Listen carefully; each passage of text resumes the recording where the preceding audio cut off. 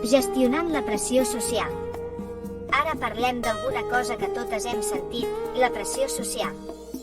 Ja sigui a les xarxes, a l'escola o fins i tot a casa, sovint sentim que hem d'encaixar en mulles que no ens representen. A vosaltres també us passa. Aquí tens alguns consells per gestionar-ho.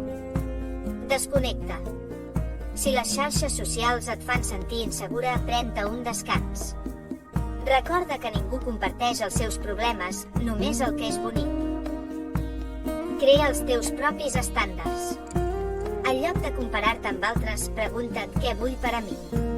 Aquesta és l'única opinió que importa. Parla amb algú. Si sents que la pressió et supera, no et quedis callada. Parlar amb algú de confiança, com una amiga o un adult, ajuda molt més del que imagines.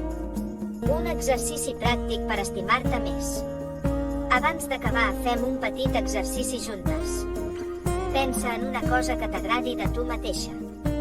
Pot ser alguna cosa física, com els teus ulls, o alguna cosa de la teva personalitat, com el fet que sempre ajudes als altres. Ja ho tens? Ara escriu-ho o digues-ho en veu alta. Fes-ho. Si ho fas cada dia, començaràs a notar lo increïble que ets. Per què, noies, no necessitem ser perfectes per ser valuoses? Cadascuna de nosaltres té alguna cosa única per oferir al món. Gràcies per quedar-te fins al final.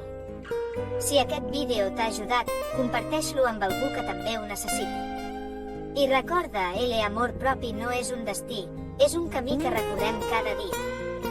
Ens veiem al proper vídeo. Cuideu-vos molt i brilleu sempre.